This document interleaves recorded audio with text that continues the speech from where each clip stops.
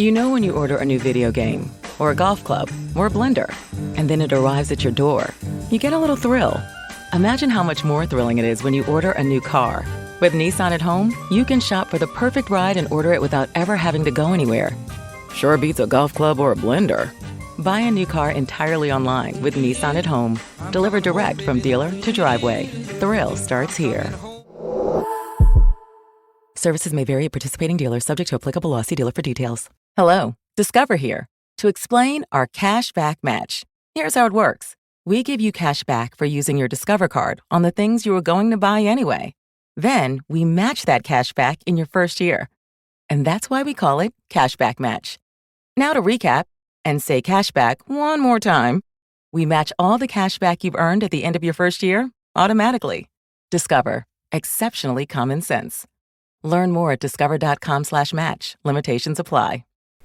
Welcome to the Boneyard with Steve Robertson. As always, I am your good friend and host, Steve Robertson, here on the Maroon Friday edition of the Yard. Hope it's a payday for you bi-weekly and weekly wage earners. Perhaps today is the best of days.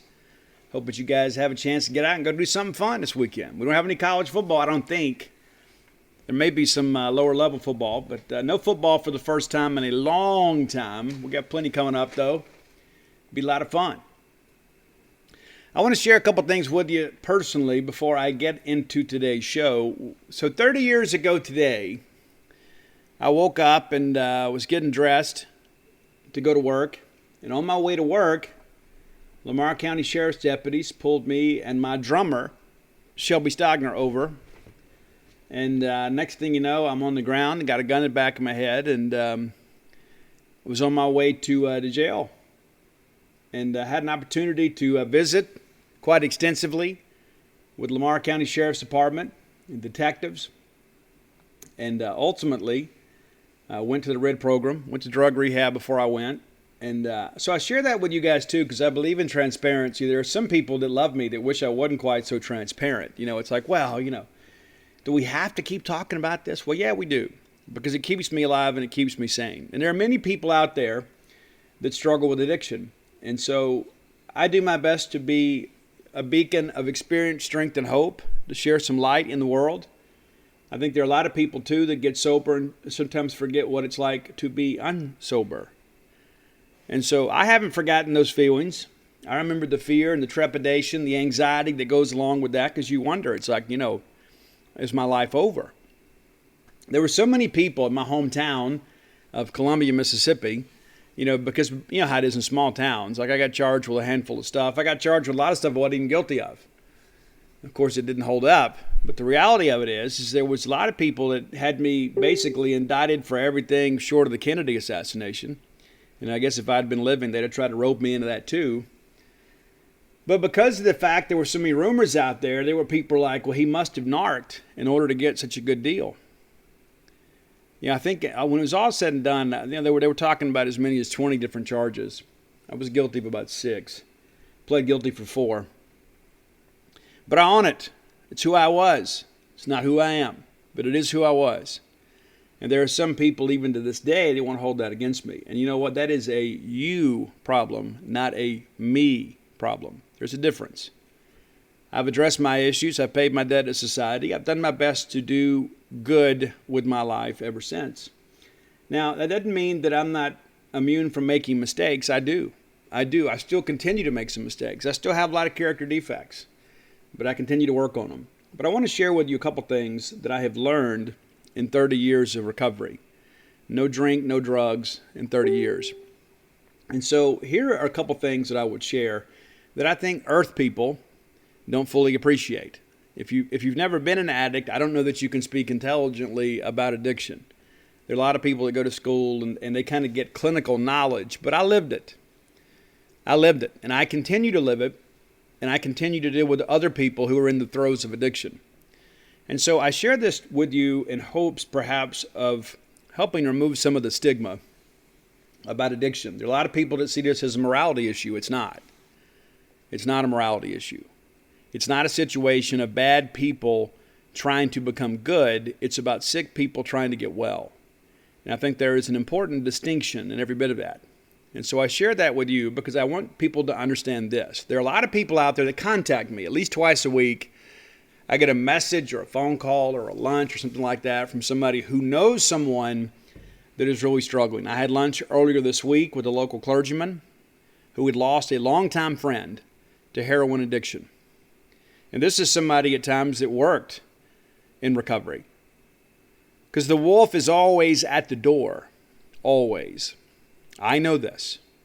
And I don't have to go out and experience it myself. I can put some faith in other people's experiences and kind of understand, you know what, this is not what I need to do. But so many people say, you know, Steve, if we could just get them to stop drinking and using. So here's the deal. If that's all we do, then we have failed. Because nobody ever aspires to be a drug addict. Nobody wakes up one day and says, you know what, hey, I think I'm going to do this. I think I'll go be a drug addict. I think I'll go pawn all my stuff and rip off all my friends and live a life beneath my moral compass because that seems like a lot of fun. Nobody does that. Nobody wakes up and says, you know what, that's the way to go. But here's what happens. There is always an underlying issue. Always. There is a crisis in every addict's life, real or imagined, that basically has broken their ability to care. There is a point that you push across the threshold of safety, and you begin to think, my life is not valuable. And when you don't value your life, it is difficult for other people to do so. Now, I was one of those people that crossed that threshold, and I didn't care anymore. I simply didn't care what happened to me. And death almost felt welcome. It's like, you know what, if this happens to me, then I don't have to deal with all this pain. Because I was so far away from where I needed to be that any step I took was in the right direction.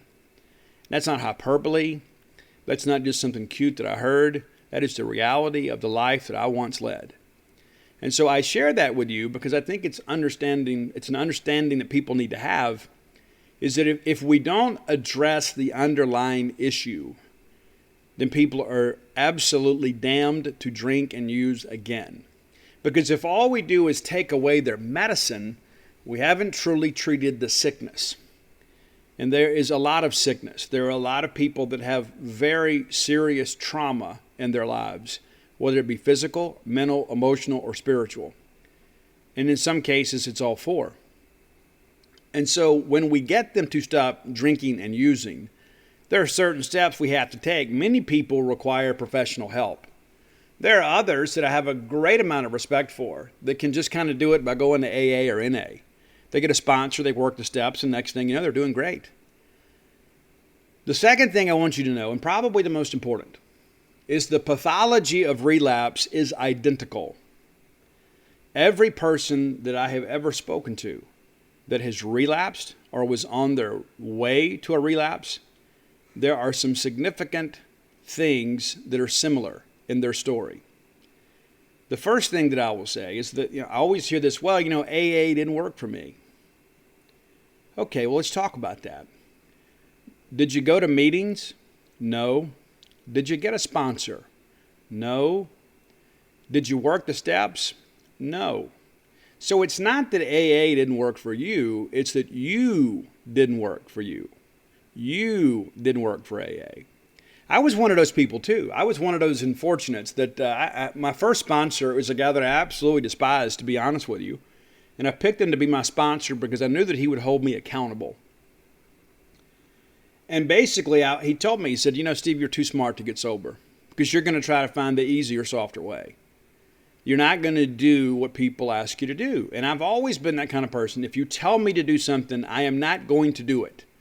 Even to this day, I struggle with that. If people say, oh, you have to do this. Oh, yeah, well, the only thing I got to do is die and stink. So, no, I'm not going to do it. And the more you tell me I have to do it, the less likely I am to do so. But I really thought, if I went out and memorized the 12 steps, they might just let me leave. No, he's so smart, he's got it figured out. Let's let him go. But AA and sobriety is the only thing I couldn't cheat. The only thing. There have been other times in life where I could get by being a little bit smarter than maybe the average bear. Maybe I could cut a corner or two. Maybe I could find an easier, softer way. Maybe I could find a shortcut. There is no shortcut to sobriety. You're not going to reinvent the mousetrap. I've tried. You're not going to do it. I don't care. You may be as smart as me or smarter than me. You are not going to reinvent the mousetrap. It's as simple as that. And so I share that with you because it is important to understand. There are a lot of people that run to rehab every time they have some anxiety in life. And it's basically a vacation. And it's basically a tool of manipulation. Well, I'm going to go do this so everybody else knows. He or she's working on it. They're back in treatment. There's only so much treatment you need. Once you get detoxed, you just got to get to work. It's as simple as that. You got to go work for yourself. I wanted better for myself, so I worked hard and I made a better life for myself. That is as bluntly as I can put it. A lot of people ask me, Steve, what's the key to sobriety? And there are many. I think the first thing is don't do stupid things. Don't do stupid things. Don't put yourself at risk. Don't live a life outside of your value system. And if your value system is taking you places you shouldn't be, you probably need to change your value system. But don't do stupid things. Now, when I was in the throes of addiction, I really couldn't identify what was stupid and what wasn't. I remember laying in my bed one night. I was living off Weathersby Road there in Hattiesburg. And I drank a couple bottles of Robitussin. I'd taken what I thought were pain pills. It turns out that I had stole some pills out of somebody's medicine cabinet. They were actually heart pills. Big difference. So instead of just kind of relaxing and going on to sleep, my heart's beating out of my chest.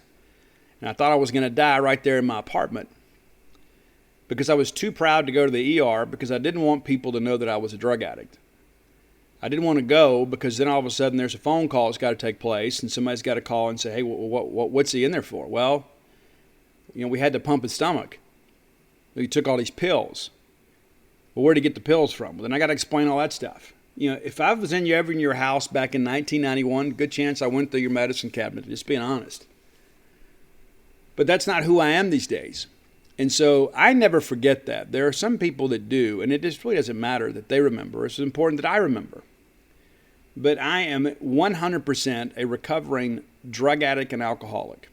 I am not ashamed of that. I do not run from that. The big book tells us that we no longer regret the past or choose to close the door on it. That's where I am. But I can promise you this. There are promises in the book of AA, the big book as we call it. There are promises. And I can share with you unequivocally that every one of those promises has come true in my life. And I truly believe that the best is yet to come. You say, man, Steve, 30 is a long time. It is. If they tell you you're going to prison for 30 years, it feels like a death sentence. You find out somebody's been married 30 years, you think, hey, they grew up married. 30 years is a long time. And I'll be honest with you, I have earned this year. I've earned every day. But this year's been a difficult year. It has been. I still have a lot of problems. And one of the things that I'll share with you before we move on is that the worst things that happened in my life happened after I got sober. You can say, well, Steve, how can you say that? I mean, you went to rehab, you went to jail. That's right. The worst things that happened, even beyond that, happened after I got sober. The difference is I didn't go get drunk or loaded over it. I just didn't do it. I learned a new way to live. So if you have questions, if you have a need, if you or somebody struggling with addiction, you reach out to me. You can do it privately. Anonymity guaranteed. Because I was never anonymous, just so you guys know. I was never anonymous. I come from small town Mississippi, right? And so as soon as I went into treatment, my family couldn't wait to tell everybody, oh, yeah, he's in rehab. He's getting fixed. He's doing better. So I've never been anonymous. So I'm not going to sit here and say, well, pretend that I was this person that I wasn't. But it's made me who I am today. I love who I am today. I love the life that I have today, and I owe a debt of gratitude to many of you for the quality of my life. But the reality of it is if I lost it all tomorrow, I know that I could build it back. And I wouldn't go get drunk or loaded over it either. I would just live one day at a time and get the most out of every single 24 hours I possibly could. That's what I would do. That's all any of us can do. So thanks so much for all your messages. I've had so many people that have reached out and said, hey, Steve, congratulations on 30 years. And yes, I am very proud. I am very proud. I have earned this one day at a time. Let's thank our good friends at Bulldog Burger Company, longtime sponsors of the show, man. And I love those people too. I do. They're great people. They provide a great product at a great price and a great environment. 3 great locations to serve you. University Drive right here in Start Vegas, Gloucester Street there in Tupelo, And, of course, the brand new one, Lake Harbor Drive there in the Ridge and Flowwood area. Go by, check them out today. Get the spring rolls for your appetizer. It'll make you and everybody around you better looking, and we all need more of that. Get that great restaurant quality hamburger. So many great ones to choose from. If you just want the good straight ahead rock and roll good American hamburger, get the Bulldog. You'll be satisfied with that. But if you're like me and you want to walk on the wild side just a little bit, maybe get the Pimentology add bacon. Maybe get the Mission with the pico de gallo on the side so you can kind of control your onion intake. And then get that chocolate shake to go. Get the full experience. You'll be glad you did. They also have a really cool dessert, the Shipley Donuts bread pudding. It is absolutely outstanding. Bulldog Burger Company, the place where people go to meet. MEAT. All right, it is the final big official visit weekend before National Signing Day. It'll be here Wednesday, and not a day too soon, man. It has been an eventful week over on the Gene's Page message boards. If you're not a member of Gene's Page, you darn well should be. We open up the week with Jaheim Otis not coming on his visit as originally scheduled. He goes to Ole Miss, and then all of a sudden it's like Ole Miss has all this juice, and there was a discussion that Trevian Williams may visit there this weekend, DeCarlos Nicholson may visit there, and it's like, we're not going to get anybody, guys. Let's bulldoze the stadium and close the program. It's funny how life works. You give yourself a day or two, things come back into focus. Take a breath. All right, so let's take a look at our visitors this weekend. And it is still kind of a fluid thing. You know, it's one of those things where until they show up, you don't really know, because everybody, it's the last weekend for everybody. So there are people that are like grinding it out, saying, oh, don't go there, come here, come here, come here. And so you lose some guys.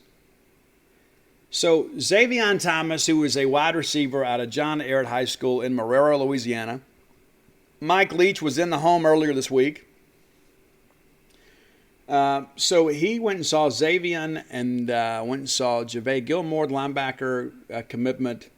And then there was somebody else down there in South Louisiana, too, we went and saw. But Xavion Thomas is the guy. We've been watching this new LSU staff on him a little bit, you know, because what happens, does LSU come in here late with Brian Kelly perhaps? Do they have a different evaluation? You know, Frank Wilson, former LSU and Ole Miss coach, is back at LSU. And so Frank is the guy they used to call the Godfather of New Orleans because he could get things done. He was the guy that knew everybody in New Orleans. He coached at the former O. Perry Walker High School that is now combined with Landry. You know, it's Landry Walker High School. But, you know, Frank's a guy that knows the lay of the land down there. And so Xavion Thomas is right there in his sweet spot. But so far, no, nothing has happened. As of last night, Xavion Thomas still expected to visit Mississippi State this weekend. I was told by an LSU source they don't expect LSU to go back on Xavion Thomas, which would be big. He's one of the more recent commitments from Mississippi State. We have always, and maybe it's Malik Neighbors' recall, you know, we kind of sweating that thing out last year. We lose him on National Signing Day to LSU. And so it's not over, as they say, until, you know, the paperwork is signed. But we feel good about where we stand with him now. Again, he is committed to Mississippi State, and as of now, it doesn't appear that LSU has done much with him. And of course, they could come in Monday and offer him and say, hey, listen, we want to take you. You can take your official visit in January, because you don't have to visit to sign. A lot of people ask me that question. You don't have to take a visit to sign. You know, we had guys in the past that were not able to take visits during the fall because they hadn't taken the ACT. And so they would sign in February and then take their visit in the spring, and usually around Super Bulldog weekend. So again, you can sign without visiting, so there's nothing to protect Mississippi State in that respect. I'm not trying to make you feel uneasy. We feel like he's going to be a Bulldog. But we're also not completely oblivious to the fact that LSU is still lurking out there.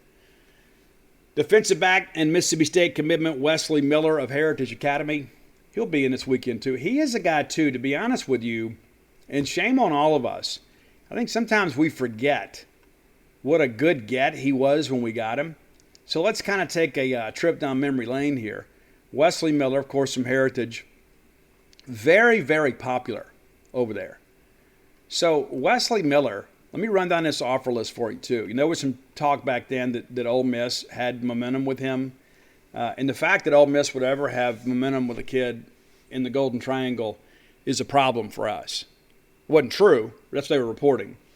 But He had offers from Mississippi State, Florida State, Illinois, Louisiana Tech, Memphis, Miami, Michigan State, Minnesota, NC State, Ole Miss, Tennessee, and Wake Forest, among others.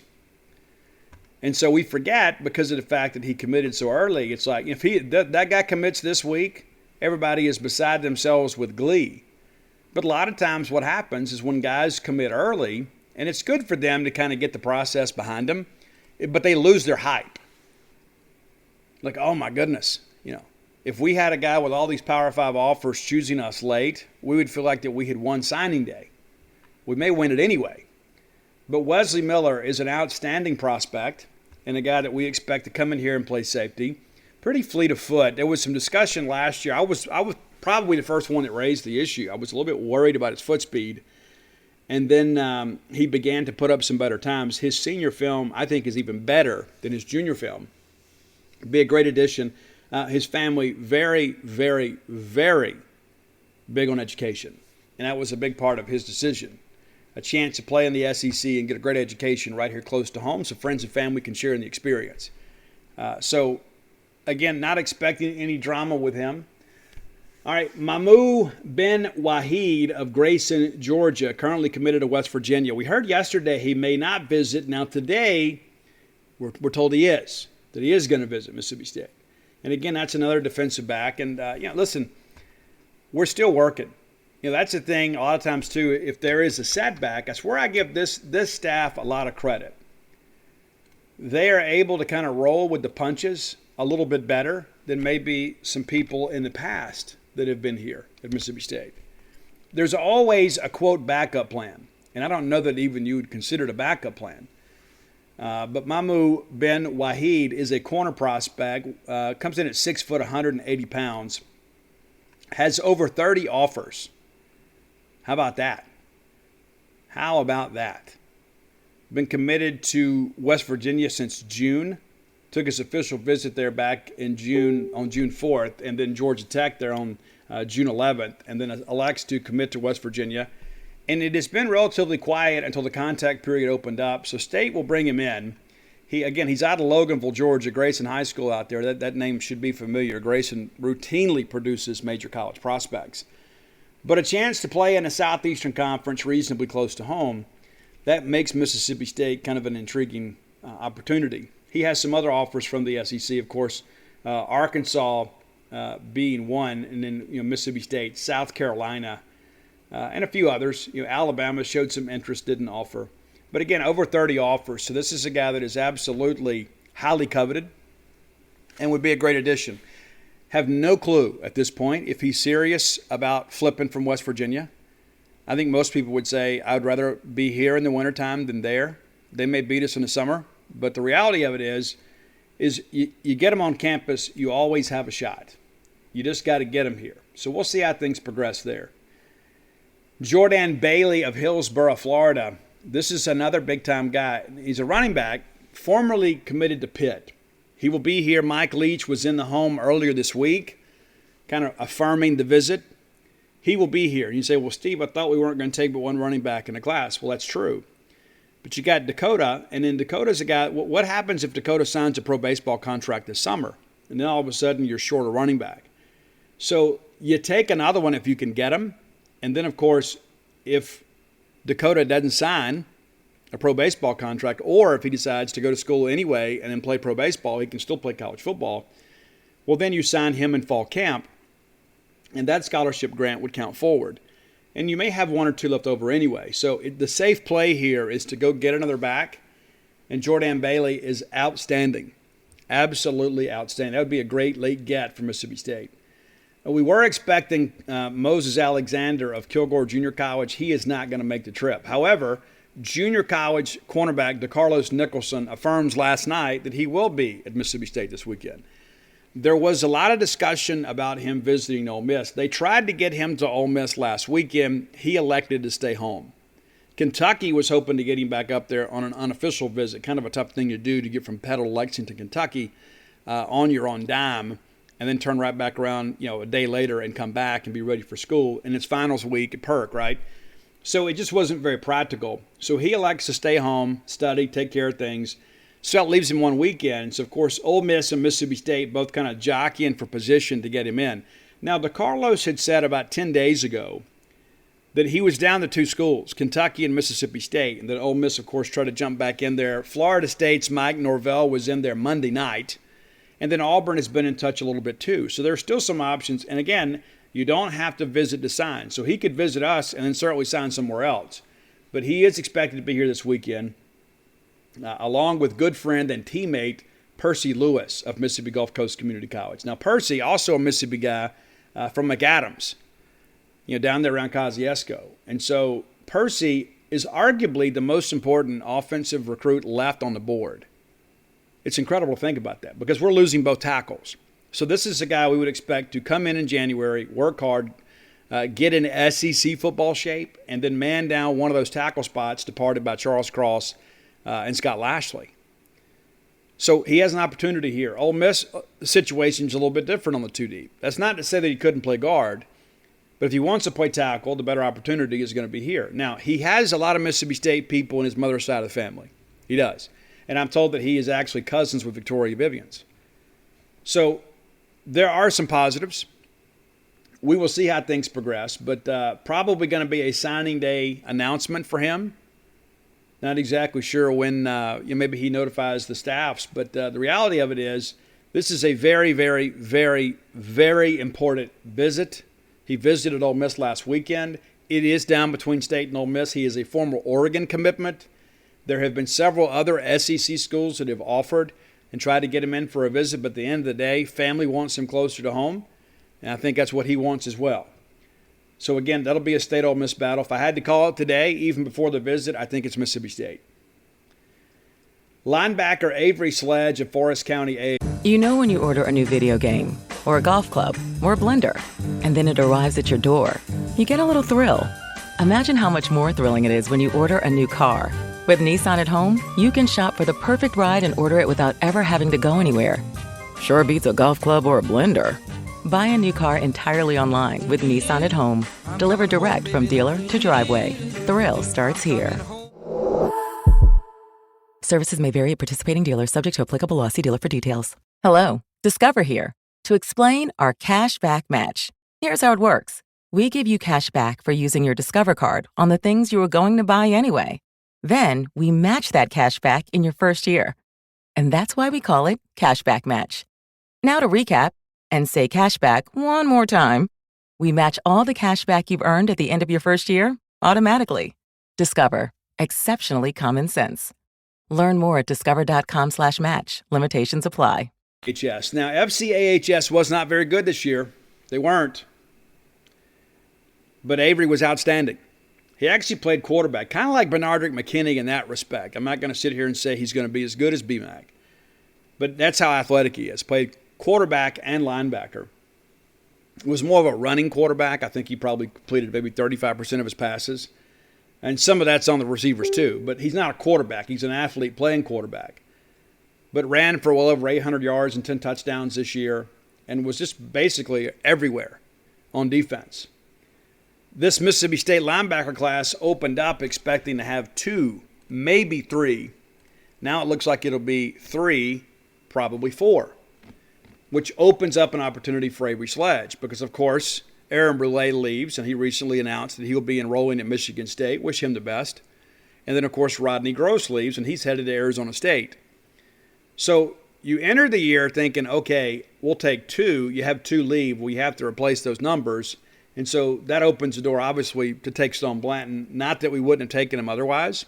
That's the 2, maybe 3. I think initially you're thinking the 2 are Stone Blanton and Khalid Moore. And then you get JaVale Gilmore to go with that. Well, you make room when you get 3 quality backers like that. Another spot opens up. You go get a best available guy from your home state, and that's Avery Sledge. I do expect him to commit this weekend. Not sure when he announces. Defensive lineman Calvin Dinkins of Lake High School. This is your replacement for Jaheim Otis. And we're not going to sit here and say that we ever fully expected to get him. Things were trending very positively for Mississippi State, and then things took a left turn. Looks like he's down to Ole Miss and Alabama. Now, but Calvin Dinkins, a very good player, draws a lot of comparisons to Cam Young. Cam Young, of course, was from Franklin County down there, and I guess he's from Crosby. But the reality of it is, this is the typical Mississippi State defensive tackle progression. You take a big, hard-working kid with a strong work ethic, you put him in your weight room, you teach him how to play you want, and then all of a sudden you got Cam Young, who's an NFL prospect next year. Calvin Dinkins cut from the same cloth. Now what's interesting too is he had mostly G5 offers, and all of a sudden Baylor gets involved with him. Well, then Mississippi State offers him, and then yesterday Florida offers him. The new staff at Florida, of course, trying to get him to delay his decision and extend the process. If he signs in December, I don't think there's any question it'll be Mississippi State. If he doesn't commit or sign this week, then you've got a battle on your hands. I don't think he ends up going to Florida. You got a kid, basically from small town Mississippi.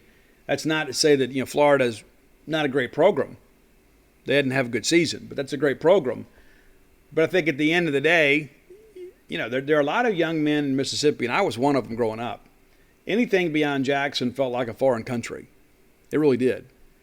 And so the thought of being that far away from home sometimes is a little bit intimidating. So I don't know what's in the mind of young Calvin Dinkins right now, but I know prior to the Florida offer, he was leaning to Mississippi State in a major way. Hopefully the Bulldogs can get him locked in this weekend, and we can add his signature to the class on Wednesday. Now, Chris Bell of Greenville Christian, he is a guy that we have been covering throughout this process. We think a lot of Chris Bell. We always have. Thought Mississippi State should have offered early on. We didn't, and it might cost us. We've come back on him late, and we're kind of playing catch-up. He was supposed to visit Mississippi State this weekend. As I said on the Gene's Page message boards Wednesday, is that there was a possibility that he may not visit, that it was between Louisville and Mississippi State this weekend. Well, as of last night, I'm told he's headed to Louisville. But they said we won't know for sure until Friday gets here. Kid wanted to be here. Family felt like that Louisville had been in the race a little bit longer and recruited him longer, made him feel like more of a priority. So they were leaning to go to Louisville. So we'll see what happens. I like Chris Bell. I do. I've always liked him. A lot of people wondered about, his size. Is he going to be too big to play the position? Will he grow into a flex tight end? Because we don't really play tight ends here. But Chris Bell, an outstanding athlete, had a tremendous year at Greenville Christian. We also thought that there were a couple other guys that we were expecting to visit that have changed their plans. And again, that happens here late. Trevian Longmire is a guy that State was on here a couple days ago, and looks like he's headed to Purdue this weekend. So the good thing about that one, though, is that he is not planning to sign in December. So if he prolongs the process, perhaps we can get him in for a visit in January, maybe swing him. He is out of Corbin, Kentucky. But I would say 10 visitors. You say, well, Steve, you just named 10 names, and you said one's going to Louisville and one is not coming. That's Moses Alexander. Well, I'm still going to say it's going to be around 10 because there is some discussion that there may be a couple visitors that we haven't made public yet. Now, let me just tell you this. I know who they are. And because some of these situations are very sensitive, and you say, well, Steve, how could it be sensitive? Well, it means that they're either heavily recruited by or committed to other programs, and perhaps if you're not going to take them, you don't want to put them at risk, right? So we'll see how things progress. And once we get updates that maybe these guys are on campus, and there may be one in particular that we don't put out until maybe even signing day, and that's for the protection of the kid and the family. Right? I mean, let me put that in perspective for you guys. So we had some guys that came to camp this summer. They were committed to other programs, mainly some G5 type stuff. And of course, Kamari Rogers came to the SummerSlam event when he was committed to Miami. I don't know why we had to be so secretive about that, but we were. But we had some guys that came, like let's say they were committed to Southern Miss or Memphis or somewhere like that. And it's like, hey, the reality of it is if they get a chance to go play at State or Ole Miss, they're going to take it. And maybe they're happy with what they have, and you can say, well, they had a reservation. They weren't truly committed. That's probably true too. I'm committed to this school, but if I get a chance to play in the SEC, I'm going to take that. And so they come to our camp, and we don't want to put them at a disadvantage. And listen, I get it. There are consequences for your actions and that sort of stuff. I fully appreciate all that. But the reality of it is sometimes, you got to give kids a chance. And I had a couple of kids come up and said, hey, Mr. Steve, hey, good to see you, but please don't report that I'm here, because they snuck off to go to camp at Mississippi State. And then, of course, Mississippi State didn't offer them, and so there was really no need into putting the young man and his family into a bad situation with their school. And he's trying to improve his lot in life, and then it didn't work out. So now he can go home and nobody's none the wiser. You say, well, Steve, you should just report the facts. Well, sometimes it's just you're protecting somebody from a far worse evil, right? Because what if we put out that this Southern Miss commitment came to visit, and all of a sudden Southern just drops a kid, and then he has to end up going to school, I don't know, Texas, El Paso or something.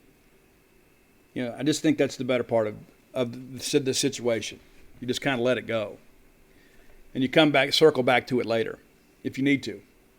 But that's your weekend visit. A little bit later in the show, we're going to get into some more recruiting and talk about, maybe who I think will add. Of course, Mississippi State added a commitment earlier today with offensive lineman Jackson Lehu. Not unexpected by any stretch. So happy to have him as part of the team. Good way to get Maroon Friday kicked off. Adding a big ugly on the offensive line on the football class. It's great stuff. Time for today's top 10 list, brought to you by closewithblair.com. I was remiss last time. I didn't mention to you guys that Blair is going to pay for your appraisal. If you're looking to refinance your home, buy a home, get a second mortgage, anything to do with a home loan, whether it be a home equity loan or whatever, he's going to pay for your appraisal. That's up to a $500 value. So I didn't miss it last time on purpose. I just missed it. Blair is a longtime friend of mine. Love the guy to death. He'll do a good job for you. It pays to have friends in the industry, right? There are a lot of things that I'm experts at. I mean, truthfully, there are a lot of things that I know a lot about. And I was in the mortgage industry for about a year of my life. It is a very, very difficult industry. And so it's nice to have somebody that is familiar with the process that can help you navigate through it without any major issues.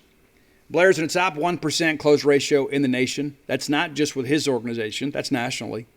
He works with Fairway Mortgage, one of the top 5 mortgage lenders in the United States. So it's not some fly-by-night subprime lender. He believes in doing business with Bulldogs, so if you will let him know, text him or call him and let him know, hey, I heard about you on the Boneyard. What is this about my free appraisal? Blair can take care of that for you. Let me give you his personal cell number.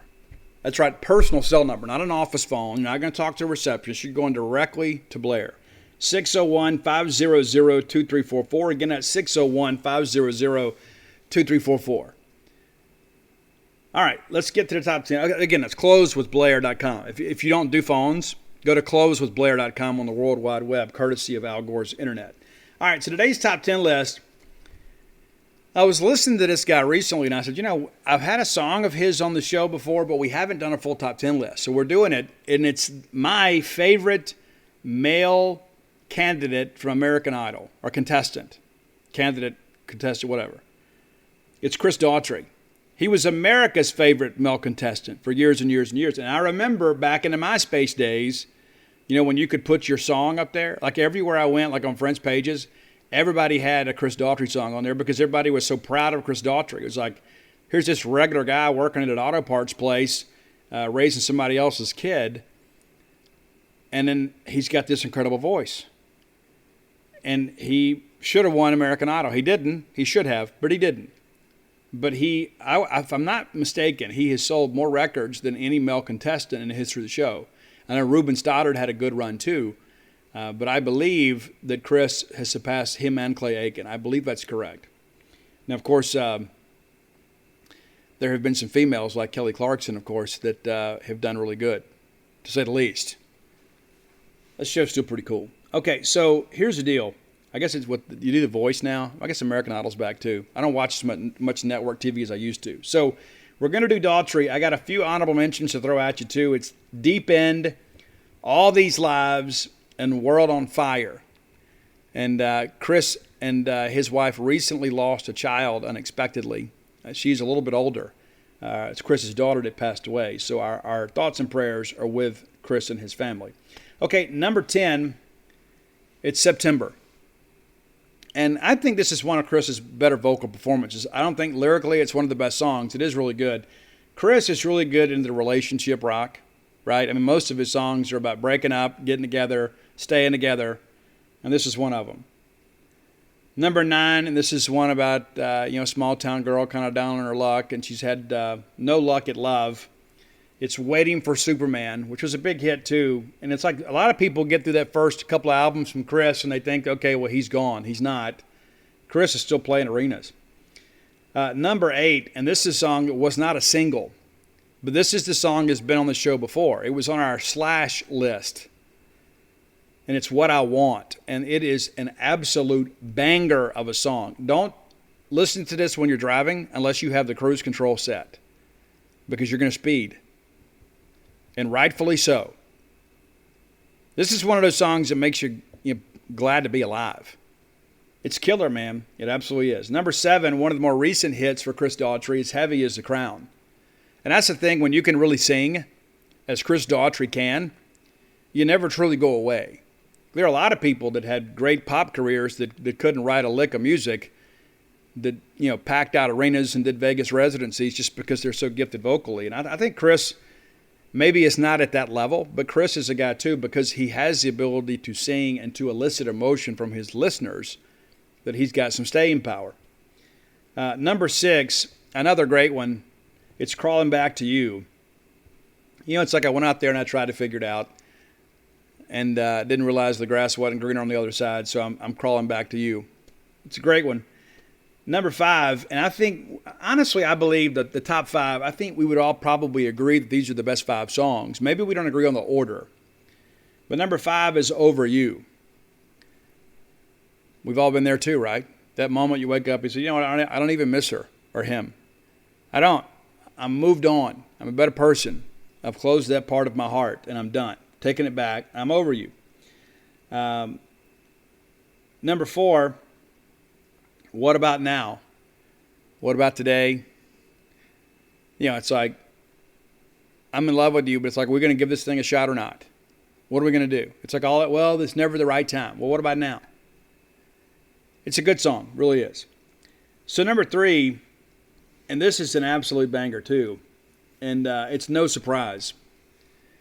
It's about leaving. It's like I've practiced this for hours, gone round and round. I'm not taking the easy way out. It's the breakup song. And it's no surprise I won't be here tomorrow. Can't believe I've stayed till today. You and I'll be a tough act to follow. It's a great song, and it's so relevant and timely for anybody that's had that moment. It's like, you know what? I'm done. I'm absolutely done with you, and I'm moving on. Not even going to be bitter about it. It's over. I can be an adult about it, and it's really no surprise. Number 2, this was a mega hit for Chris. A lot of people thought, well, maybe he'll be a one-hit wonder, but if you bought that first album, you knew that Chris Daughtry was legit. There are a lot of times with these American Idol contestants, they have 1 or 2 singles, and then it's just a bunch of filler. It's just a bunch of off the cutting floor crap that some other major artist didn't use, and so they throw it on these people. Chris Daughtry writes most of his own music, he and his band. But it's home. I'm coming home. I'm going home. It is, again, it's a relationship type song, but it's one of those things. It's like, I'm out, I'm living my dream, I'm having a lot of fun, things are great, but I'm going home. I love it, man, I do. And my oldest, Ani, could play and sing this on guitar. I used to love sitting around listening to that. But number 1, it's the one that started it all. And even to this day, when I turned it on, I get excited. You think, Steve, listen to Daughtry? Yes, I do. Yes, you're lucky I don't have a shirt. And if I ever get a chance to go see him live, I'm going. Chris Daughtry is electric, man. Maybe not as heavy as some of the other bands that I like, but Chris Daughtry is an incredibly talented individual. Do you remember when he sang Hemorrhage by Fuel on the show? And he did such a great job that Fuel, who was on hiatus with Brent Scallions, their original singer, that they offered the job to Chris Daughtry. Like, hey, Chris, let's do it. Because he absolutely killed Fuel's Hemorrhage on the show. It was incredible. And people wanted American Idol to release it as a single. And so Fuel's like, hey, let's do it. Let's offer him the job. He didn't take it. He elected to go solo, put his own band together. But it all started with It's Not Over. And I don't guess it really is. But again, this is one of those where we've had some tough times, but it's not over. Not giving up on us, not giving up on you. But it's a rock song at its core, and I just love the way the vocals open on this. And there are some people that say, oh, Steve, it's American Idol. Dude, Chris Daughtry rocks. He does. Does he rock like Guns N' Roses? No, he doesn't. Does he rock like Bon Jovi? Yeah, probably so. So it is radio rock, and it's relationship rock. But it's great rock music, and I'm glad that Chris is still performing. We can't even remember most of the contestants on American Idol's, catalog of artists. Of course, Carrie Underwood is who I was trying to remember earlier, the most successful American Idol contestant of all time, and rightfully so. Very commercial look, a huge commercial voice. Incredible. So we're very grateful. I mean, there are a lot of these people that were just kind of run-of-the-mill people, kind of average people, playing dive bars and things like that. Next thing you know, they're on a national stage and they become a national recording artist. And then here is Chris Daughtry all these years later, still performing. Pretty incredible if you ask me. And again, people don't stay if you don't sell records. You just don't. You don't. And Chris originally from McLeansville, North Carolina. How interesting is that? Did you expect that? So here's what's interesting too about Daughtry. They started in 2006. It's 15 years later. 15. Going back and looking at the discography here too, it's like, you'd say, well, it's like, one or two things, whatever. No, it's not. This is, you had the solo album, the self-titled album, Daughtry, and then you had Leave This Town that came out in 2009. 2 years later, Break the Spell. Baptized in 2013, A Cage to Rattle, which is what Deep End is off, 2018, and then Dirty Beloved came out this year. So it's been a few years since we've heard from Chris, but the reality of it is Chris is back. And so if you were a Chris Daughtry fan back in the day, give the new album a listen. What's interesting, too, we go back and look at American Music Awards in 2007, New Artist of the Year, Adult Contemporary Artist of the Year, and then Favorite Pop Rock Album of the Year, won them all. Came back the next year, American Music Awards, Favorite Pop Rock Band, Duo, or Group, won the thing. In 2007, wins the top Billboard 200 album, wins top artist, top new artist, top comprehensive artist, won a Hot 100 artists, and Hot Adult Top 40 artists. Won all of that, nominated for a Grammy 4 times, and then some other minor awards out there. So this is not just some record company creation. This is a guy that has some natural ability and some staying power. So let me encourage you, go give them an opportunity, to kind of re-engage with you, maybe fall in love with the Chris Daughtry catalog once again. You'll be glad you did. If nothing else, put on It's Not Over and turn the radio way up and irritate your kids. All right, next segment of the show brought to you by Campus Bookmart, longtime sponsors for the show. Standing Man, Miss Kathy Brown, the lovely, talented Susie, the whole crew there will treat you like family because in their mind, you are family. Go by and check them out just off of the Mississippi State campus. Many of you have shared, Steve, I'd never shopped there until they started sponsoring the Boneyard. This shows you the power of the yard, right? Go by and see them today. You'll be glad you did. The latest and greatest Mississippi State merch is there. If you can't make it to town, and perhaps you only come to campus during football season, reach out to them on the World Wide Web at campusbookmart.net. And by being a loyal Boneyard listener, we'll give you a phrase that pays. Promo code BSR, which stands for Beautiful Steve Robertson. That'll get you free shipping on all orders over $50. Any order less than $50, absolutely incomplete. You're running out of time, Christmas shoppers. Mom, dad, sister, brother, aunt, uncle, grandma, grandpa. A lot of issues with the supply chain out there. I'm dealing with it too. So go with the winners. Go with Campus Bookmart. You can shop online. You can save some money. And you can support Starkville.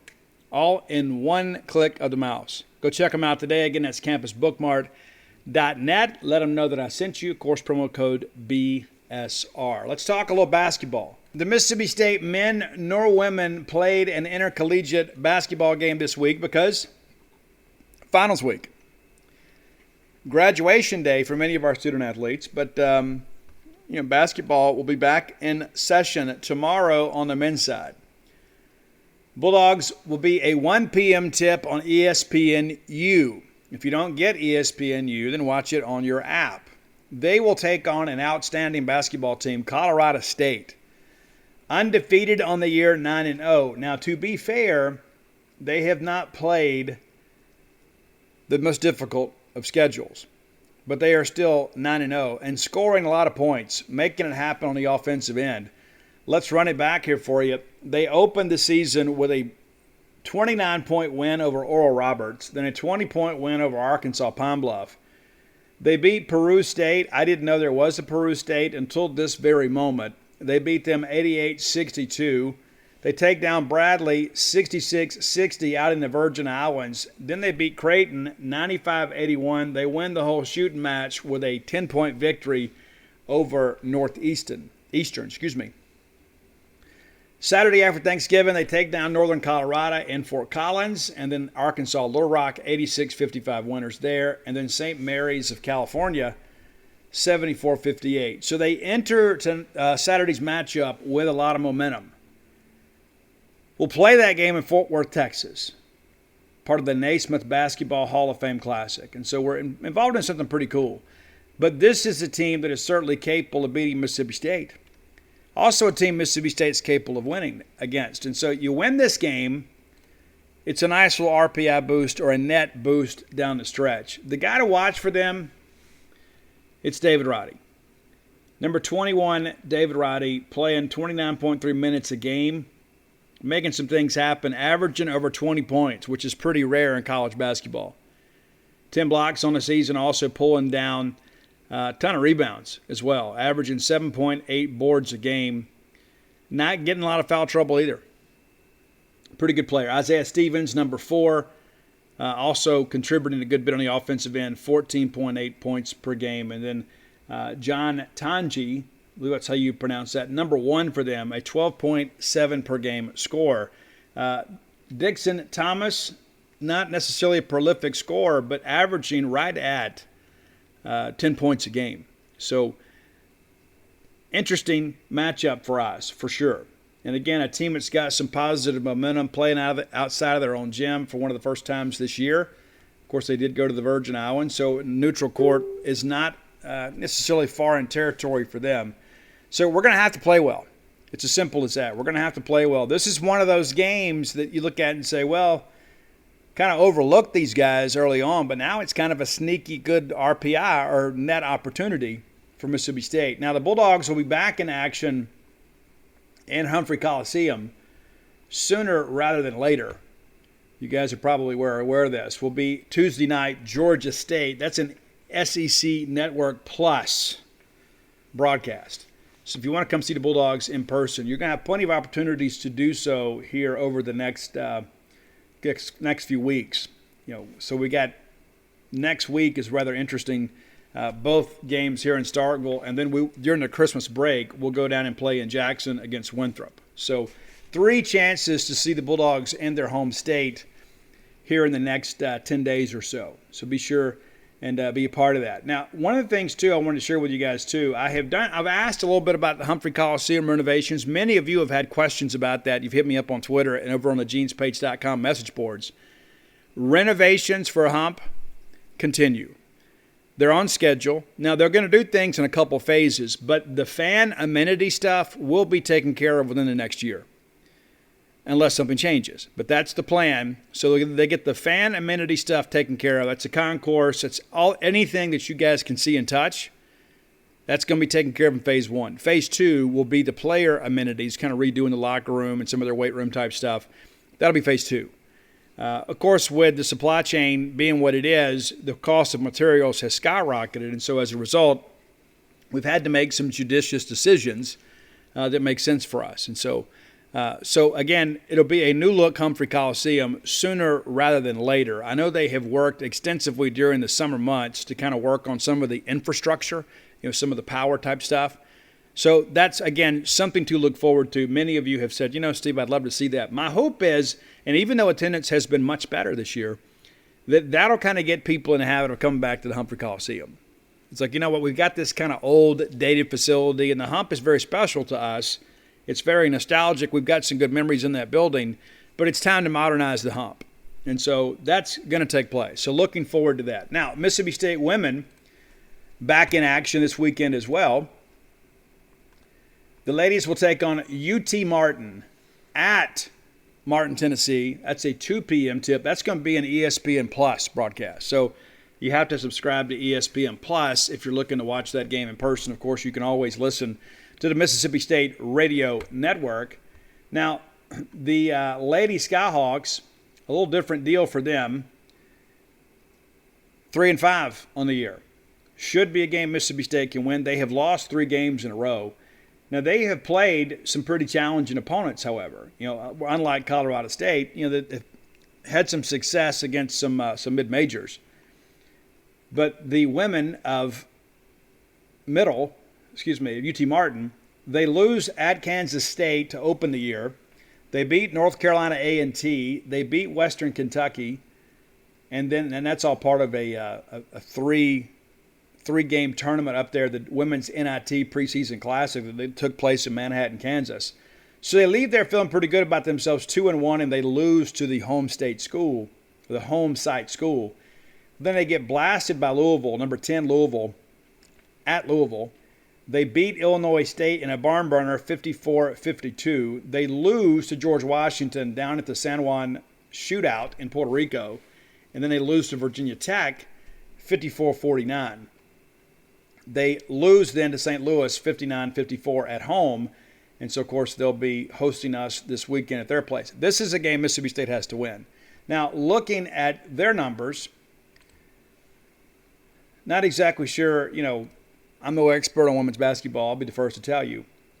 But looking at their numbers, Paige Pipkin is kind of like the face of their program. Doing a good job for them, averaging 12.1 points a game. Now, as a team, they're just averaging 46, nearly 47 points a game. So if we get out and play offense like we're capable of playing, this should be a game that State wins. This is absolutely a game you can't drop.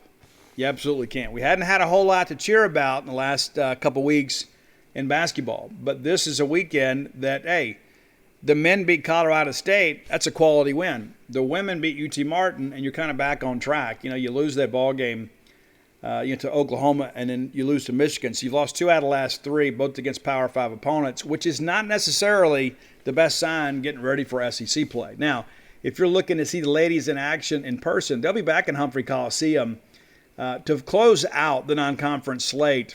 All 3 games will be at home. Of course, next Saturday, December 18th, they're playing Troy. And then we'll have Jackson State and South Carolina State coming in. So we'll preview that next week.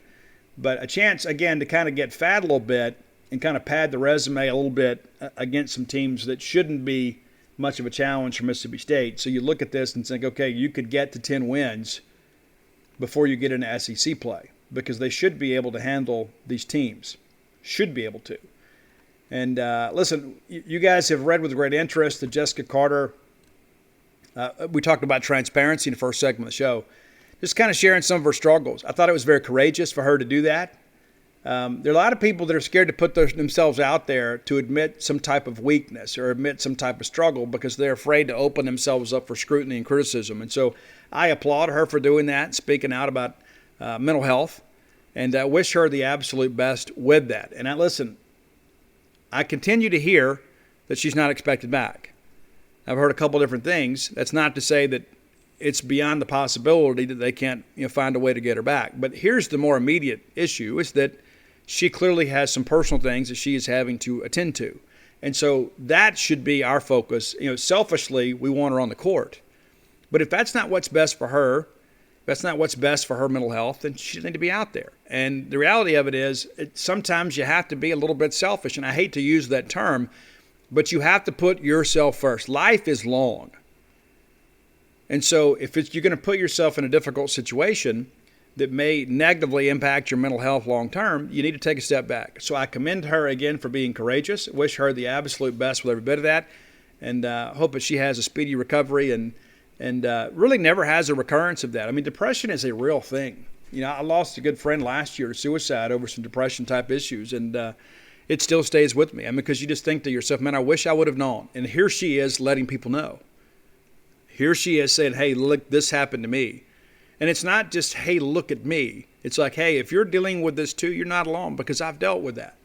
I've done with it. I've absolutely had some experiences with that. And so, again, I think that's one of the things that we have to do to kind of destigmatize some mental health issues, is to talk about it, is to be open about it. There's so many people, and I grew up in one of these families in South Mississippi. We just didn't talk about stuff like that. We didn't do it. You just kind of toughed your way through it. You didn't talk about it. You didn't really even talk about it as a family.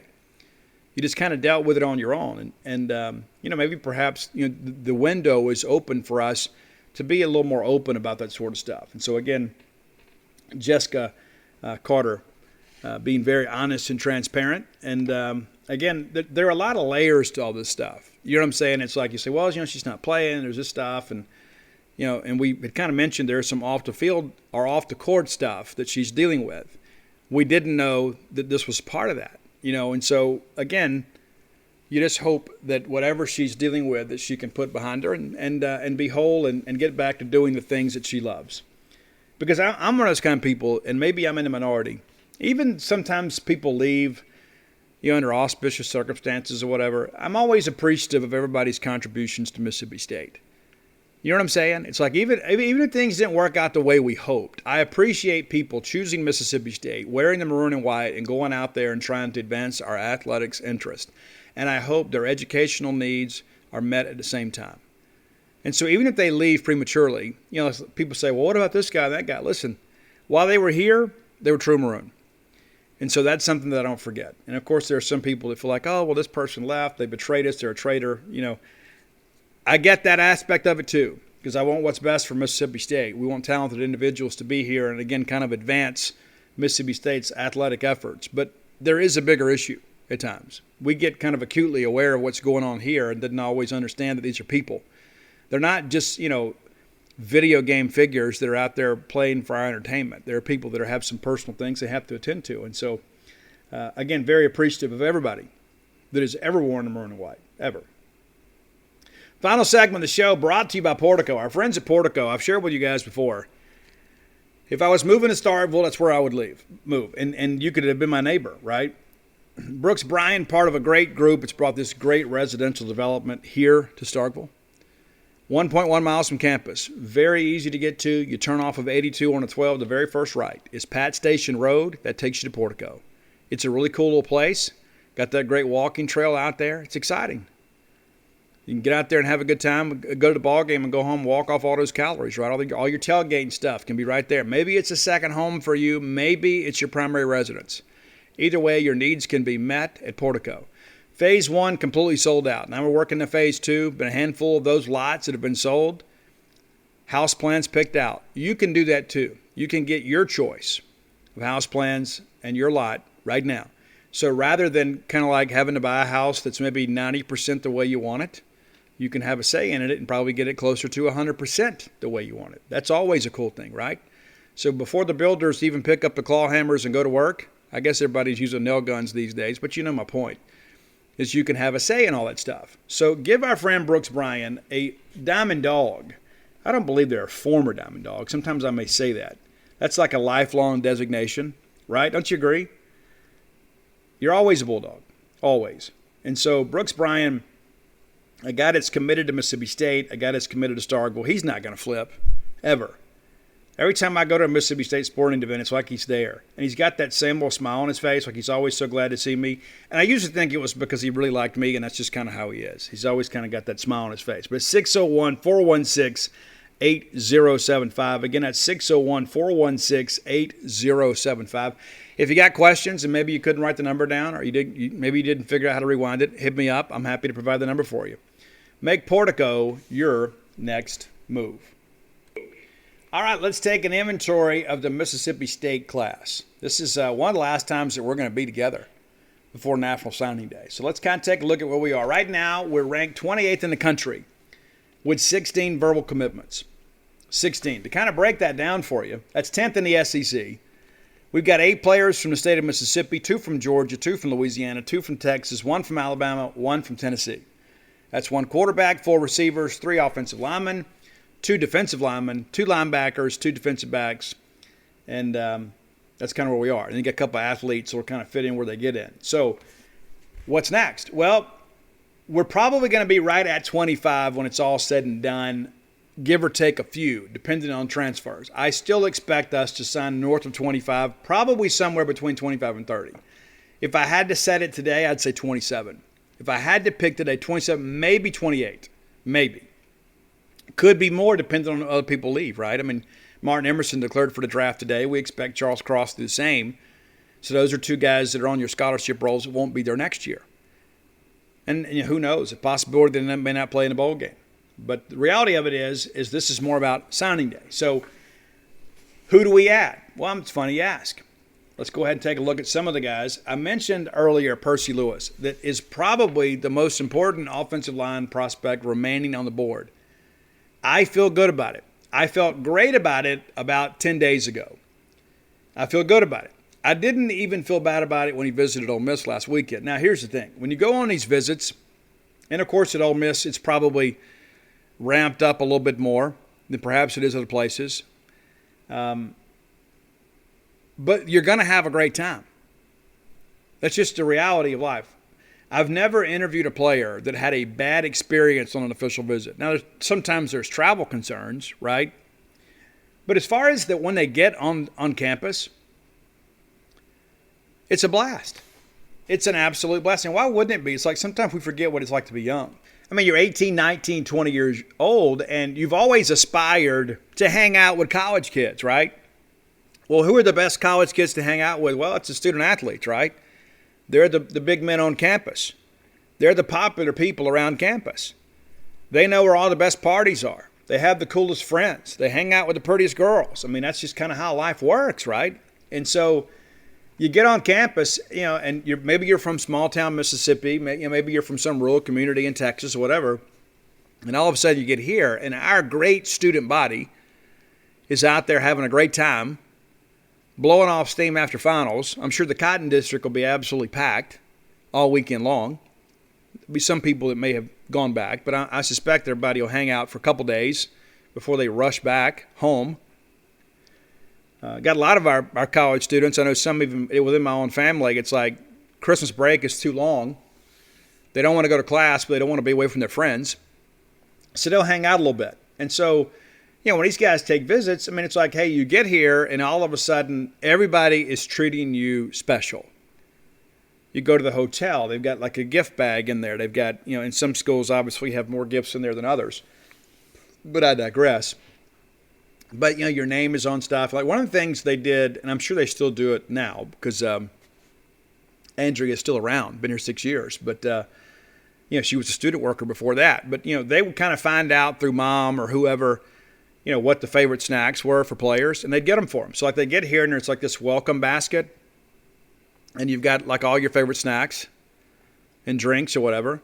And so you check into the hotel, and the next thing you know, you report to dinner. You're riding around campus. Coach is taking you around. I think last weekend on Friday they went to the Little Dewey. Had dinner there. And then Saturday is like the big – Friday night's fun too, right? Because you go out with your host. You get to go see what the players do, when they're kind of blowing off some steam. They go to parties and things like that. They have a good time. Then on Saturday you get up and you go to breakfast, and then you have you meet with your coaches, and then you go out and you tour the campus, and you meet with academic advisors, and you see the dorms. You go get your picture made. You go to the little shoebox thing, get all that stuff done. Go to the stadium. Have dinner at the stadium Saturday night at Davis Wade. Big catered meal. Have a great time. And then the parents are all kind of together. The parents are together. They have an opportunity to kind of discuss, Mississippi State. And, of course, you got some parents of kids that are already committed to Mississippi State, and they're working to help Mississippi State recruit, right? They're recruiting other parents. And then the players, again, the recruits go out with their host. And it's another party-type atmosphere. You get up Sunday, you go to breakfast, and then everybody goes out to Mike Leach's house. You meet with Coach Leach, and he sits there and tells you how much they want you to be a Bulldog, and they talk about a future in maroon and white, and then you go home. But I've had many of these young people tell me some of the funnest times they've had in their lives are on these official visits. Now, it changes once you get into college. I mean, your point of reference changes. When I can go out and have a good time every weekend, that official visit is still great, but it's not as great. But when you're 17, 18, 19, 20 years old, your eyes are really open to a world that you always dreamed of. And so when guys take visits to other schools, that's just kind of the reality of it. Everybody has a good time. There are pretty girls on every campus. There are great steaks in every state of the union. There are great photo op type situations on every college campus. Every college football coach is a celebrity of sorts. And so now all of a sudden, you got a guy like Mike Leach, who is arguably the most interesting coach in college football, if not all of football. And now you're sitting at his house across from the desk from him, and he's focused solely on you. I mean, it's interesting. It is. So that's kind of what they'll do. And then the quiet period begins on Sunday. So what does that mean, Steve? Well, quiet period means there's no face-to-face contact other than your official visitors. So used to back in the day, this last official visit weekend, like kids would get home on Sunday and it'd be other coaches waiting on them. They'd want to have an in-home visit to kind of undo anything that got done in the official visit. We did it too. But now there's a quiet period. So the only face-to-face contact are the people that wake up in your city that are already part of your official visit weekend, and they leave. Then there's a dead period Monday that begins on Monday that runs December 13th to January 13th, which is no face-to-face contact on or off campus. Now, kids can come to campus and look around, but can have no interaction with the staff. And there's I think 3 weekends in January they'll be able to visit. You need to put most of the hay in the barn here in December. And that's what Mississippi State will attempt to do. So we mentioned Jackson Lehu. He visited last weekend. Then I'm going to run down some other names that I think will end up being a part of this class. Jackson Lehu, your newest Mississippi State commitment. And looks like that he is a guy, too, that if you have seen the pictures of he and his dad, you wonder if his dad has some eligibility left.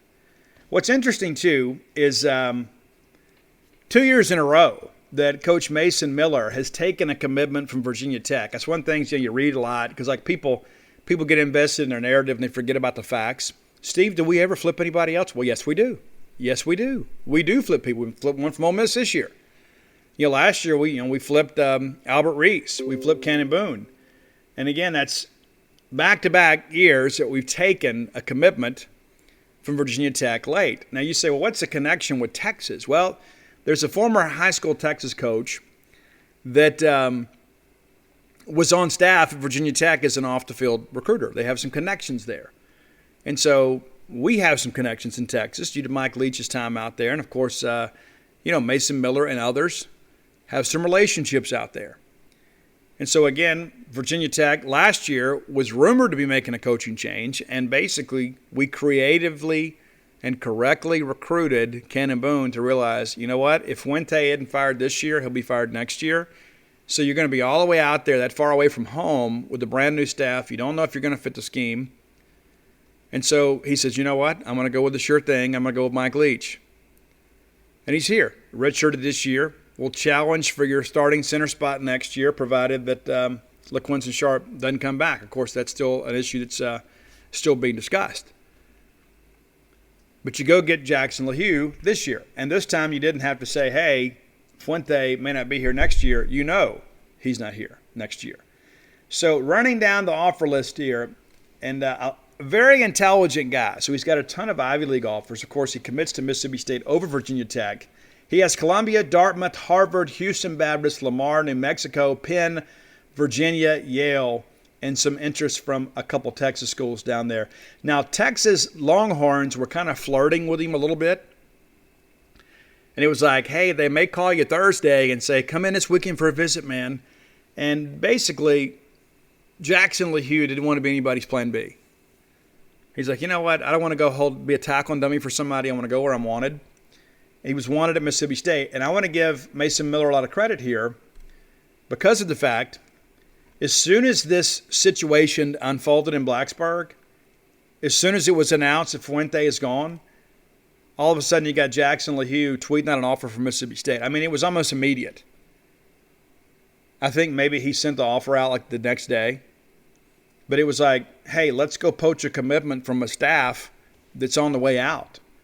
And for the second consecutive year, that happened. Jackson Lehu, 6'5", 285 pounds, out of Azle, Texas. And I maybe pronounced that incorrectly. So If you live in Aisley, Texas, maybe that's probably right. Aisley. If you live there, I apologize. But you can go check him out. This is a good value pick for Mississippi State. There's absolutely no question about that. You should be excited about him. And again, it's one of those things, too, you look at, offensive line recruiting is such an interesting deal.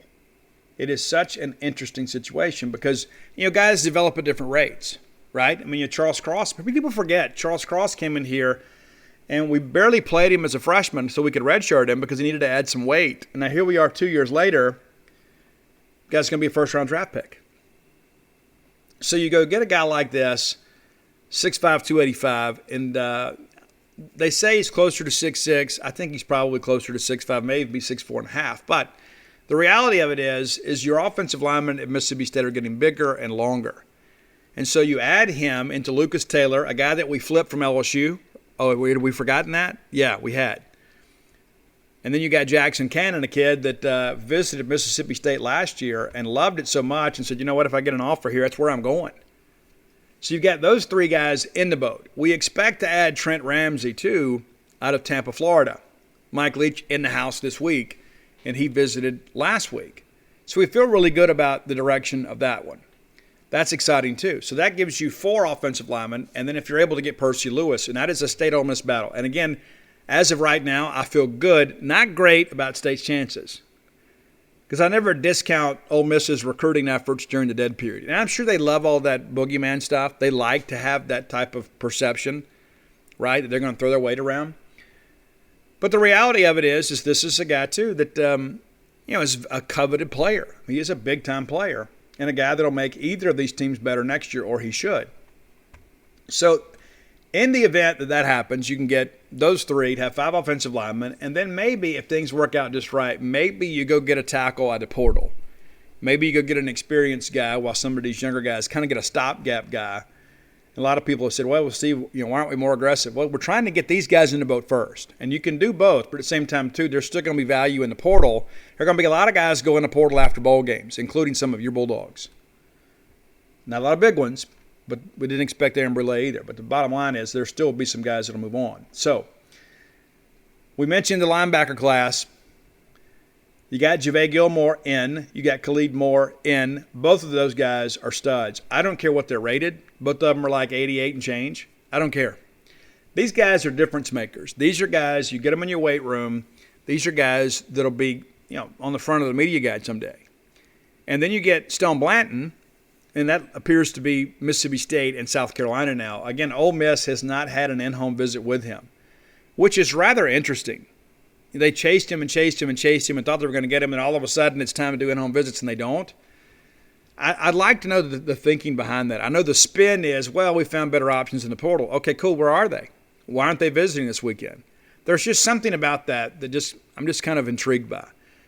Shane Beamer was in the house this week with with Stone Blanton. Mike Leach was there last week.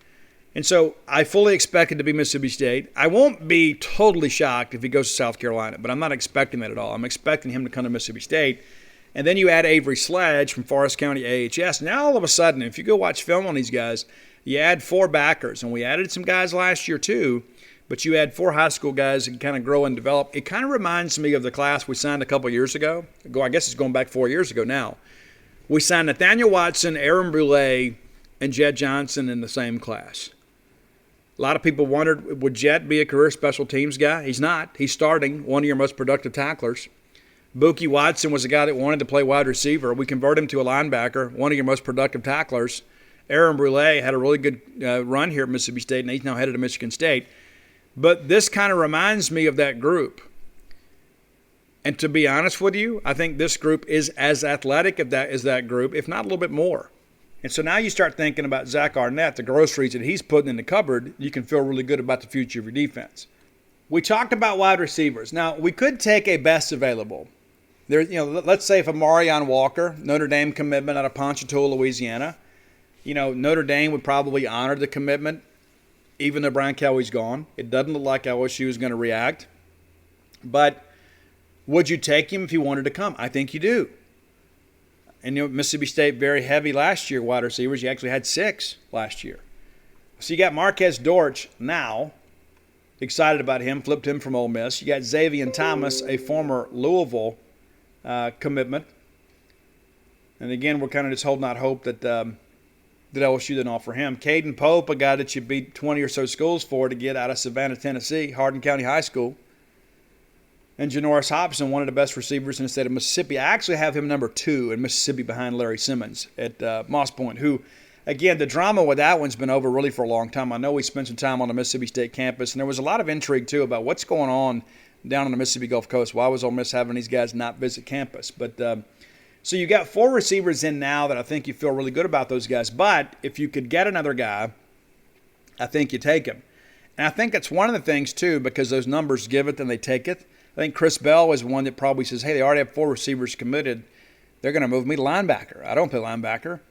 I think he could play either one. I think he could play a tight end. And probably in Louisville's scheme, maybe he's a flex tight end. But the reality of it is when you got 4 receivers committed, it's hard to get another one.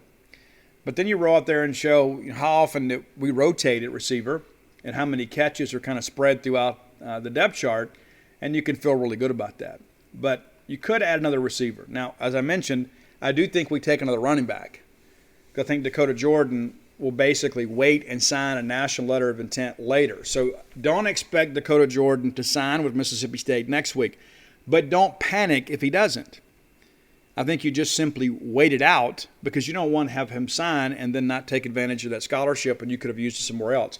It's not in any way a reflection of him as a football player. It's just the situation is, hey, we're going to sign you, but let's wait and see what happens with baseball. So I do not expect him to sign next week. And there's maybe one other one that doesn't sign too. But we'll get to that next week when we get into the Monday show. I'll kind of let you guys know what I know. I'll do some checking on that, and we'll firm that up. But Dakota, not expecting him to sign. Now, defensive backs, this is a bit of a moving target, right? And it's the second straight year. And so I get the frustration. I'm kind of sharing it too because it's like, hey, we go out and commit these guys early, and then we drop them later, and it's like we're not really replacing them with comparable or better players. I could understand if better players came along, and even that's not really honorable. But at the end of the day, you guys are paid to go win football games, and so you got to get the best players you can get. So I share that with you just because I get it. I don't know that I would have dropped Tyler Woodard. That's just my personal experience. I don't know that I would have dropped him. I really like him as a player. He was banged up when he came to camp, and I think that maybe lingered over a little bit. But when we look at defensive back recruiting right now, you got a couple guys here. You got Wesley Miller, of course, the safety prospect, and then Davian Collins, who'll be here this weekend out of Covington, Georgia. We worried a little bit early on that some other schools might jump in the mix there, and we're good there. We're solvent with him. And so, but you got to go find some other guys. And so, what does that mean? Well, you got DeCarlos Nicholson coming in. You got to get him. You got some other guys you're talking to. You need to find a way to get him. Kamari Rogers, all of his social media as of late suggests Miami, Florida. He is expected to take another official visit down there. And if you're unfamiliar with this new policy, if there is a coaching change, let's say you take one of your official visits and then they change coaches, the NCAA will allow you to go back. Now, it's going to be a whirlwind visit for Kamari Rogers and his dad because they got the Mississippi-Alabama All-Star game on Saturday. Now, Kamari's not playing as he rehabs from an ACL, but they're going to leave from there and go down to Miami, and then the dead period starts Sunday at midnight. So it's basically you fly down, you spend the night, you meet with those guys, and you come back. So that's a lot of airtime for a very short visit. And people said, well, Steve, what do you think that means? Listen, I have said I'm the first one that crystal balled into Miami because I knew that he was enamored with all that. Manning those guys did a great job with him early on. He played with the bootleggers, a lot of those guys signing blue blood type programs, and I think there's some positive peer pressure from Miami in that respect too. Now, when all this stuff happened with the ACL, I'm told Mississippi State was very, very supportive of the family and of Kamari and let him know, hey, your situation with us hasn't changed. That meant a lot to the family. And so there was some discussions too that if Manny got fired, that they would not pursue signing with Miami. So it's still up in the air. I told everybody last week after the visit we still had some work to do. Even though some of the kids were telling me Kamari had a lot of positive things to say, I don't even think this is decided one way or another. I don't think we'll know. I don't even think we'll have a good idea what he's going to do until probably the night before signing day, and it still may go into signing day. All right, defensive line recruiting, that was a real challenge last year, but it ended up working out really well for Mississippi State. I suspect it will this year too. Look at defensive line. You've only got a couple guys committed right now. Only going to take 4. You got Dontari Russell and R.J. Moss. R.J. Moss, of course, is a guy that we expect to slide in and play the tackle on the next level. And then Dontari, more of an edge rusher. And so you're chasing some other guys out here, for sure. I think there's any question about it. Dinkins is a kid from Lake High School. It's visiting this weekend. Felt like he would probably go ahead and commit this weekend. May not happen now. He might decide to wait and sign in February, or he may feel like, this is the SEC. It's close to home. Let's go ahead and make a move. Some names out there, for sure. And you probably need to get an edge rusher out of the portal. Probably need to do that. Jordan Davis will be back next year. But do we know at what level? Not that I've heard anything, but it's difficult to come back from an ACL tear. Not to mention, that happened in fall camp. It didn't happen back in the spring. It happened in fall camp. And so that's pretty much, a year-long recovery process. And he is a very, very, very serious weight guy, so I'm sure he'll attack his rehab. But you might want to go get an edge rusher out of the portal to be on the safe side. I think that's probably something that we need to do.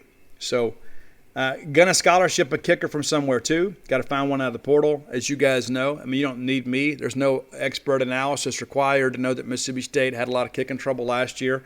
Brandon Ruiz got injured and is not expected back. Nolan McCord, a guy, was kind of thrown out there before he was probably ready and performed pretty well early on. And he had a couple of misses, and I think he kind of got the yips a little bit after that. But, what's going to happen next year after he has, again, the benefit of spring practice and a competition? I just want to make kicks. I don't care who's doing it, right? We could try an offensive lineman out there if he can knock it through the uprights. It doesn't make any difference to me. I know you guys feel the same way. It's not the Boy Scouts. It's the SEC. But the reality of it is this has a chance to be a really good class for Mississippi State. I don't know that it would be a great class without a couple of guys, right? Trevian Williams is a guy that I think will be that other defensive line prospect. Discussion earlier this week that he may visit Ole Miss after the All-Star game. As of today, we're not expecting that. But you never rule it out, right? Just like we didn't think Jaheim Otis would go to Oxford last week, and he did. So we'll see how things progress. But I think Trevian Williams is ultimately a Bulldog. And if I had to call it right now, I think, obviously you add Trent Ramsey. I think you feel really good about that. We just added Jackson Lehu. I think you get Percy Lewis. And I hate to even be this optimistic, but as of now, I think you get to Carlos Nicholson. But he is all over the place. I don't think we'll know until National Signing Day with him. And then, of course, Trevian Williams. Add Stone Blanton to the mix, and all of a sudden you start adding some four-star here. And I think you can solidly be in the top 25. If the cards fell just right, maybe right around 20. But you start stacking top 25 classes, and, I think you start taking the next step forward. And here's the thing, too, that I think I want people to fully appreciate. Is, we have to deal with a lot of nonsense recruiting in-state because there's another school in the state that recruits differently than we do. And I know some of you are very angry about that and you want to fight fire with fire. But here's what I say you do. Is obviously you got to take care of your home state stuff first. You have to. But I think as Mike Leach and the air raid continue to thrive at Mississippi State, I think you're going to see premium skill position players at quarterback and wide receiver continue to give Mississippi State an opportunity. I think that's where we're headed. And so then all of a sudden you don't have to deal with all this other stuff quite as much. And you expand the recruiting footprint a little bit. I'm not saying you abandon Mississippi at all, but what I would, when you've got guys out there that you think that perhaps there is something that's happened that is unscrupulous, before you were kind of locked in to like Mississippi and the border states, and like if you didn't have guys within your footprint that could fill your needs, you were kind of stuck. You had to go take a guy, maybe reach and hope he developed. I don't think you got to do that with Leach, especially at the offensive skill side. It's always going to be a challenge with offensive linemen and defensive linemen because we don't always produce a ton of those guys on the O-line. You would think a state with the obesity level that we have that we would be able to produce offensive linemen with greater regularity. Doesn't always work out that way. It doesn't. But the reality of it is it's going to be a good class. And it's going to be a very eventful few days. It always is. The last 2 weeks of recruiting are not for the faint of heart. There are a lot of casual fans of recruiting that kind of get engaged late and they don't understand the grind of it. And as I shared with you guys on Monday, I think some of you are out of practice. You don't realize that we're used to this, that we didn't know that Leo Lewis was going to be a Bulldog until National Signing Day, that we didn't know for sure Jeff Simmons until National Signing Day. So we'll go into Wednesday, you're kind of holding our breath a little bit. I think we'll have a pretty good idea, but what we have learned the hard way is you can never take anything for granted on National Signing Day. You simply can't. And I have said many times that any surprises on National Signing Day are usually a negative for Mississippi State.